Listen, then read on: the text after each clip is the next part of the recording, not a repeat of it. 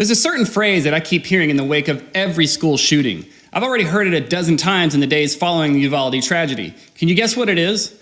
There's a couple variations, but it definitely gets put on rinse and repeat after each shooting. It goes something like this: I could have never thought, or I could have never imagined. Year after year, anytime a school shooting happens, and we've had hundreds of them now, I hear that one phrase over and over and over. It seems people from every corner and occupation surrounding the event lower their heads saying, I could have never thought, or I would have never thought he would have shot up our school like that. I would have never thought this could have happened in our city, our neighborhood, our school. I would have never thought.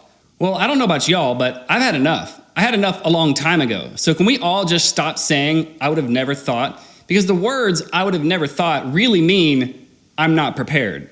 They didn't think it could happen there. But I bet today, if you ask Uvalde, do you think it could ever happen here? What's their answer now? What if you asked Greenville, South Carolina, Santa Clarita, California, Charlotte, North Carolina, Parkland, Florida, Marshall County, Kentucky, Roseburg, Oregon, Sandy Hook in Connecticut, Virginia Tech, Columbine? Unfortunately, I could go on and on. But what would they say? You think they're going to say now, I would have never thought? No, they and over 150 other towns across America no longer say that because it's happened to them. If I hear those words, I would have never thought, from one more official, I'm telling you, they've lost my vote, trust, and respect forever. Because that just means they chose to be unprepared. They chose to have never thought. But it's time. It's time to have thought. It's time to expect. Yeah, it could happen to me. It could happen here, my neighborhood, my school. There's a school in town that is next. We'll hear all about it on the news. Will it be yours? I don't know. God, I hope not. But if the leaders of your school or district or police force or state or country are sitting there pouting with tired old, I would have never thought, it's simply choosing ignorance. Because that is not how you prepare. That is not how you make our kids safe. I would have never thought is not how you secure our schools. And really, why aren't our schools secured still? Every other building our government controls is secured. I can't pay a parking ticket without emptying my pockets and passing through metal detectors. I can't go to court, visit the DMV, or simply visit my local property records without being confronted by a litany of security measures. I can't board a flight, go to a concert, a basketball game, without being scrutinized for the sake of security. But all the while, with all these thousands, if not millions of buildings and venues secured, our schools are still sitting ducks. And don't tell me it's about money. We have schools here in Texas with $50 million football stadiums. Money is a matter of priority, period. The money is being spent somewhere, just not on your child's security. And regardless of who's in office, our federal government gives away, literally hands out tens and tens of billions of dollars to other countries every year. But the securing of our children's schools here at home seems to get consistently ignored. So here's a suggestion. Secure the freaking school. Less access points. Secure those access points.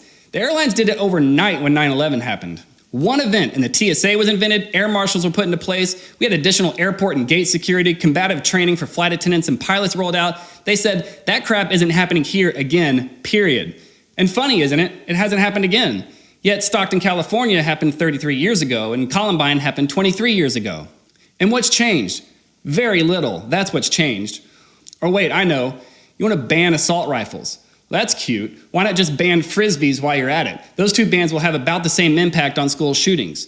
For the 12 years between 2009 and 2020, only 25% of mass shootings involved an assault rifle. So if someone wants to shoot up a school, their motive doesn't change because of some ban on 5% of the weapons out there. There are about 400 million guns in the US. 20 million of those are assault rifles. So there are still 380 million other guns available to use. Sure glad banning 5% of them is somehow a talking point. Let me draw this analogy. America is the most obese country on the planet. Obesity kills 300,000 people every year in the US. It proves to be some 27 times more deadly than guns every year. So do you think we'll solve the obesity epidemic with utensil control? Are we going to argue that there are just way too many forks and knives out there? Like, it's just way too easy to buy spoons? I doubt it. You want to ban guns or certain types of guns? Go for it. Crystal meth is banned, totally illegal, has been for years, yet somehow it's growing in popularity and 1 in 20 high schoolers have tried it. Man, I'm sure glad the laws have tightened up on crystal meth because all that meth control has really changed the game. Evil criminals don't care about laws. They don't care about bans, illegal guns, or gun-free zones. They don't care about your feelings, your safe spaces, your marches, rallies, or walkouts, or any other ridiculous concoction of a slogan or solution that has zero impact. You know why there's no shootings at your government leader's place of work? Because all the right people have guns and all the wrong people don't. With your money, they secure the environment in the buildings that they work at. It ain't happening there. But you can't say that about your school. Still today, there are practically zero measures in place. Other than the millions of people and leaders whining, I would have never thought. Well, it's time to think. The luxury of never having to think about something bad happening at your school is long gone. Those days are over. It's time to think about it. It's time to plan for it. And unfortunately, it's time to expect it. Anything less than that is foolishness on a level that we can't even measure anymore. A buddy of mine recently mentioned, what if we just all stopped going to school until something changes?